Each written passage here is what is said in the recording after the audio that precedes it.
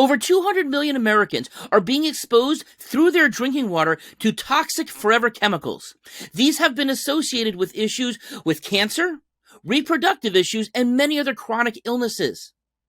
The U.S. government has recently proposed some pretty significant protocols to reduce the exposure of our citizens to these toxic chemicals. Unfortunately, it will take years for this to actually go through, assuming that all the funding is put in place.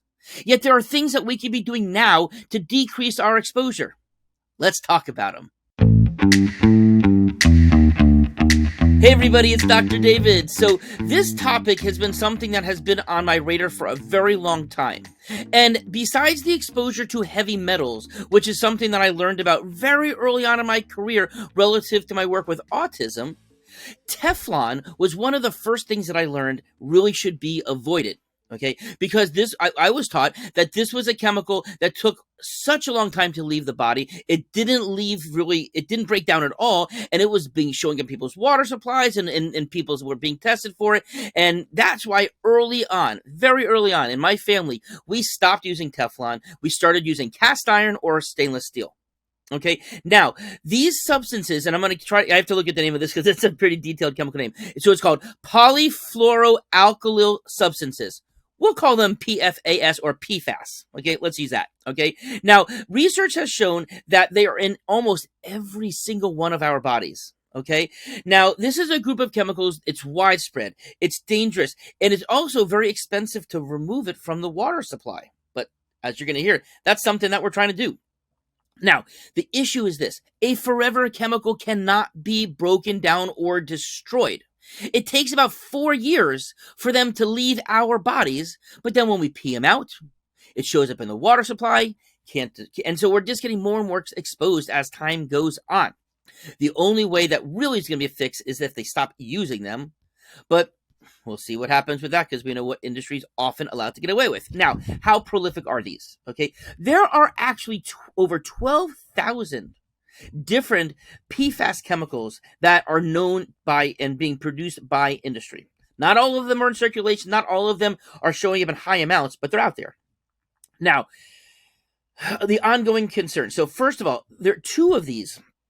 So we're talking about PFAS, PFAS. PFOS is one of them. That's what was found in Teflon. PFOA, that's what was found in Scotchgard, in water repellents that were people put on shoes or leather clothing or other kinds of things in order to repel water to not get wet. Now, and this was in there, and that's been known for years. Now, by 2015, this was known to be such a problem that the companies did stop using those. Okay, the issue is that they started using other PFAS, and they would then say, but we are PFOS, PFOA free, which was true, but we were still getting exposed to these forever chemicals. Okay, now, the neat thing that happened recently is that the Biden administration did propose the first ever drinking water limits. Okay, so basically it puts it on the water companies, the water distributors, okay, to the utility, in order to clean it up. Okay. Now besides the Teflon and the stainless carpeting, which again is still out there. Oh, stain-free carpeting. It also has these chemicals in there, as well as military firefighting foam that is like sprayed out in mass quantities if needed by the military.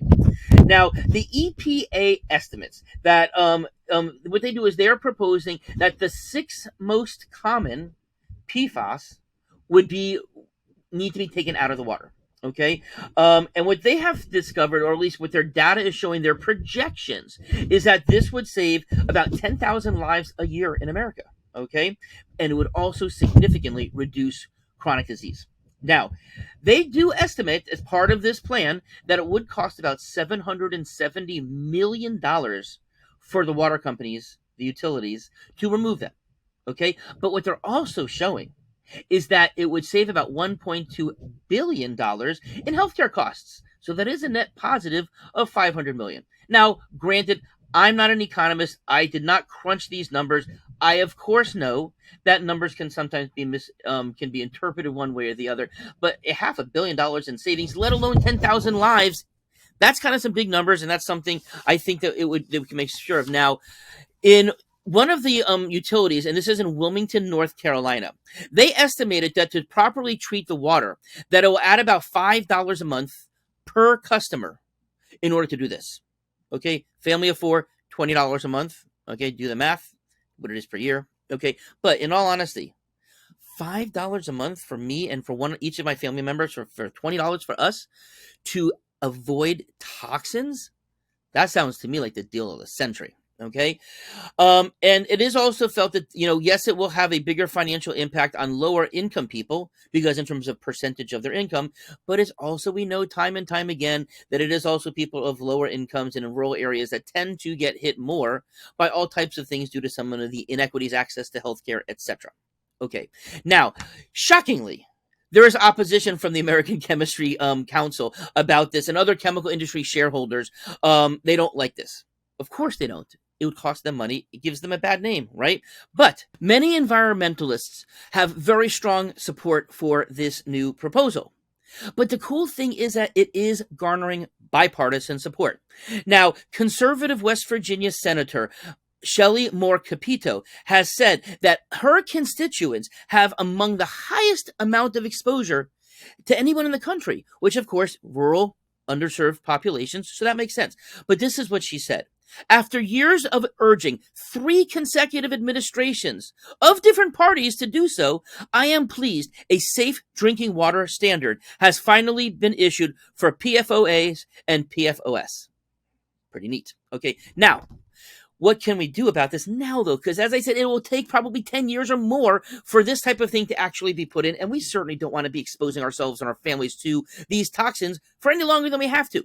But the answer does lie in water filtration that we can do to our homes. Okay. Now, both charcoal filters as well as reverse osmosis filters have been shown to remove the PFAS from their water. Okay. Now, regarding this, now, when we bought our house back in 2005, we immediately put in both a whole house charcoal system as well as reverse osmosis for our drinking water that we would get from in our kitchen.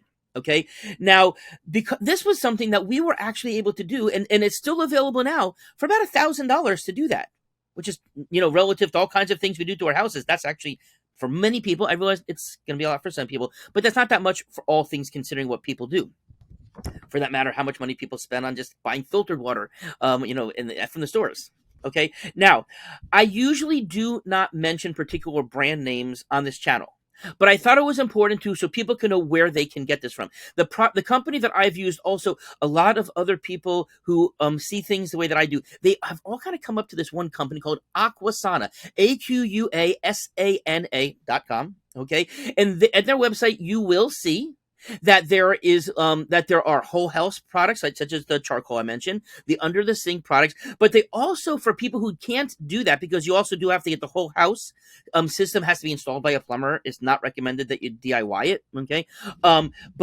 This thing, they also have a countertop product, and it's called the Clean Water Machine.